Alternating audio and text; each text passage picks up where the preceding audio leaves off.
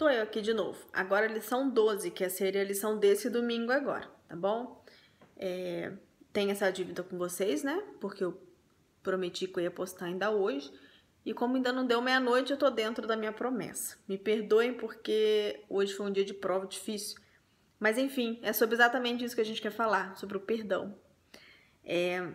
José foi um rapaz que perdoou. Por isso também José foi bem-sucedido. Por isso também José prosperou. Por isso também Deus estava com José. E porque José resolveu não guardar as mágoas no coração. No vídeo passado, na lição das perdas, a gente enumerou, né, as perdas, a revista enumerou a lição, as perdas que José teve. Ou seja, quando você lê sobre as perdas, o que você já pensa? Nossa, quanto motivo José tinha para desistir. Quanto motivo José tinha para deitar, colocar o travesseiro na cabeça, cobrir o edredom até em cima, no escuro, e nunca mais querer ver ninguém, nunca mais sair do quarto.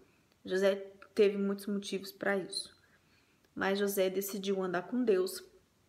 E o capítulo 45, ele rege essa lição de hoje, que é a lição de número 12, que fala sobre o poder do perdão. E o versículo do dia é o versículo 15 do capítulo 45. Eu sugiro que vocês leiam todo o capítulo 45.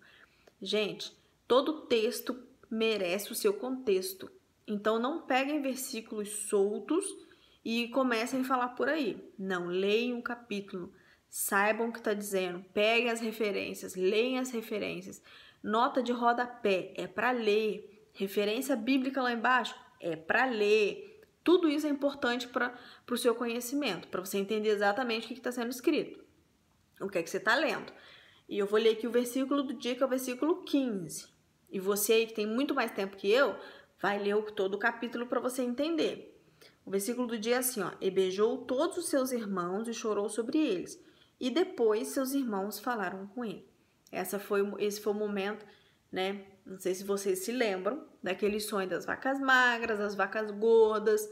Se você não se lembra, pega aí uns capítulos anteriores e dê uma lida, que você vai ver que José saiu da cadeia para ser governador por causa desse sonho do rei. E aí, quando a fome bate, 7 anos depois, os irmãos dele não sabiam que ele era governador e foram no Egito buscar comida. E aí que ele tem várias partes até o encontro deles, até que José se revela José. Mas para que José se revelasse José, olha, eu sou José, irmão de vocês, que vocês já venderam há muito tempo atrás, agora eu sou governador do Egito, eu tenho o poder de mandar prender e até de mandar matar vocês. Mas eu decidi que eu vou perdoar vocês. Foi isso que José fez. Eu vou decidir que vocês são meus irmãos e que independente se são meus irmãos ou não, eu vou perdoar o que vocês fizeram para mim. Porque eu já nem conto mais com isso. Deus já me deu muito mais do que o prejuízo que vocês fizeram eu ter. Aliás, quando vocês me venderam, vocês fizeram um favor para mim. Eu achei que eu estava perdendo, mas eu estava ganhando. Cada vez que vocês aprontavam para mim, ou cada perda que eu tinha, que eu achava que era uma perda, eu chegava mais perto do sonho de Deus para minha vida. Foi isso que José quis dizer quando ele perdoou os irmãos dele. Porque quando José deixa isso para trás, quando José escolhe não criar mágoa, né, contra os irmãos dele em relação a isso, é isso que José diz. Eu decidi entender que cada vez que eu perdi alguma coisa, na verdade, na minha visão eu perdi, na visão do mundo eu perco, mas eu não perco, eu não perdia, eu chegava mais perto do sonho de Deus para mim. Então, Deus dava para mim o que eu precisava para cumprir o sonho dele na minha vida, e Deus tirava de mim aquilo que eu não precisava para eu chegar mais perto desse sonho. É isso que José quis dizer ali é isso que a gente interpreta, né, que José quis dizer no momento que ele perdoa. E José libera esse passado dele. José libera completamente essa mágoa. E nossa lição fala do conceito do perdão, que o perdão, na verdade, eu vou ler aqui para vocês, que na Bíblia o conceito de perdão surge primeiro colocando Deus sempre como sujeito da ação. Deus perdoa, certo? Pois os escribas sabiam que o perdão era prerrogativa divina. Somente Deus era capaz de perdoar. No Novo Testamento, essa ideia é ampliada por Jesus. Todo mundo sabe que Jesus nasceu no Novo Testamento, né? Se você não sabe, você precisa começar a ler lá em Mateus, por favor. precisar da minha ajuda, a gente lê junto. E por Jesus e, consequentemente, também pelos apóstolos, exortando sobre a necessidade de perdoar uns aos outros. Porém, perdoar é um dever do discípulo de Jesus. Eu te pergunto, você é um discípulo de Jesus? Porque se você é um discípulo de Jesus, se você é um cristão, você também carrega o dever de perdoar em você. Esther, não é fácil perdoar. Não é fácil perdoar. A pessoa me machucou muito. Agora eu te pergunto, por acaso, uma pessoa que geralmente magoa você é alguém que está longe de você? Alguém que você não tem contato, por exemplo. Uma pessoa que você não fala, que você não convive, que você não tem nenhum relacionamento. É mais fácil essa pessoa te ofender ou é mais fácil alguém que está perto de você te ofender? É muito mais fácil quem está perto, certo? Vocês lembram de Judas? Quem que traiu Jesus? Foi alguém que Jesus nunca viu no caminho ou alguém que andava do lado de Jesus? Foi alguém que andava do lado de Jesus. Então, não conte com isso. Não conte com alguém que vai te trair, é alguém que você não tenha sentimento por ele. Não, não é. E alguém que você também vai ter que perdoar, muito provavelmente, pode estar do seu lado. Pode ser uma pessoa que convive com você todos os dias. E daí? Você vai ter que perdoar. É um dever seu. Aliás, é melhor para você perdoar. Toda a nossa lição, toda a nossa leitura semanal fala do perdão.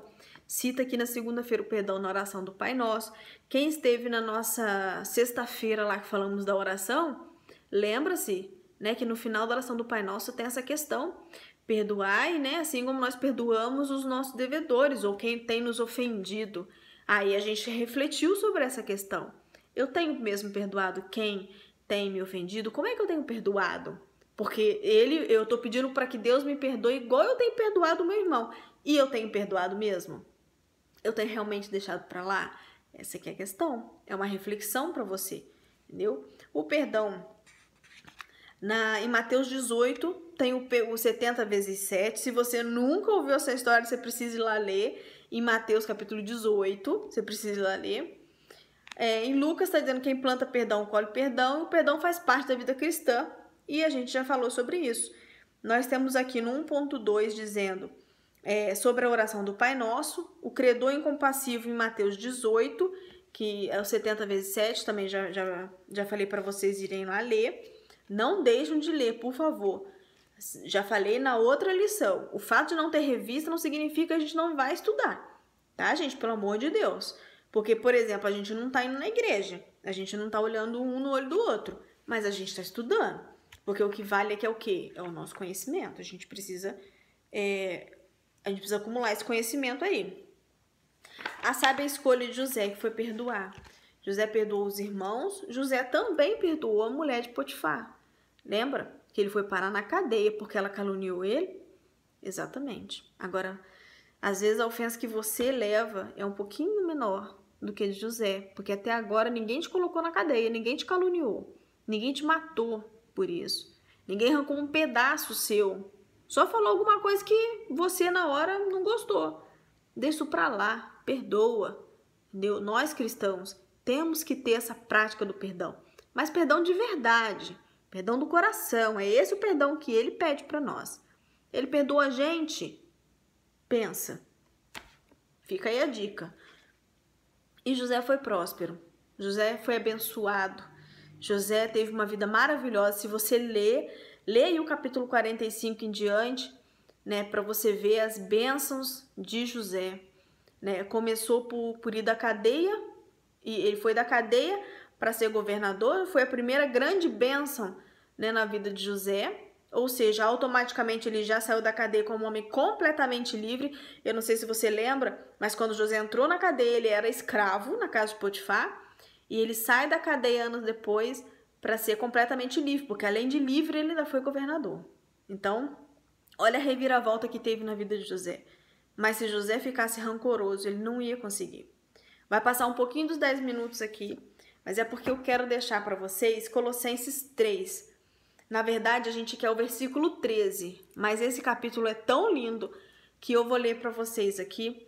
E se você puder, se você quiser, abre aí Colossenses capítulo 3. A minha versão é um pouquinho mais prática, então ela é um pouquinho diferente da sua, muito provavelmente.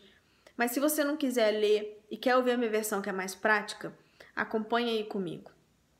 Colossenses capítulo 3. O título é o seguinte: Vivendo plenamente em Cristo. Olha só como a gente vive plenamente em Cristo. Presta atenção. Portanto, visto que fostes ressuscitados com Cristo, buscai o conhecimento do alto, onde Cristo está assentado à direita de Deus. Pensai nos objetivos do alto e não nas coisas terrenas, pois morrestes e a vossa vida está escondida com Cristo em Deus. Quando Cristo, que é a vossa vida, for manifestado, também vos manifestareis com ele em glória. Sendo assim, fazei morrer tudo que pertence à natureza terrena: imoralidade sexual, impureza, paixão, vontades más e a ganância, que também é idolatria. Não é só santo não, viu, gente? Santo de madeira, né? Ou de gesso, vai saber. É por causa dessas práticas malignas que vem a ira de Deus sobre os que vivem na desobediência. Nelas também andastes no passado, quando ainda vivias com esses hábitos. Mas agora que você é cristão, igual José, você é um jovem abençoado, livrai-vos de tudo isto: raiva, ódio, maldade, difamação, palavras indecentes ao falar. Não mintais uns aos outros, pois já vos despistes do velho homem com suas atitudes, e vos revestistes do novo homem, que se renova para o pleno conhecimento, segundo a imagem daquele que o criou. Olha quanta coisa você tem que deixar para lá. Às vezes, coisa que você acha que é pouca. Não é tão pouco assim. Essa aí é para viver plenamente em Cristo. Vamos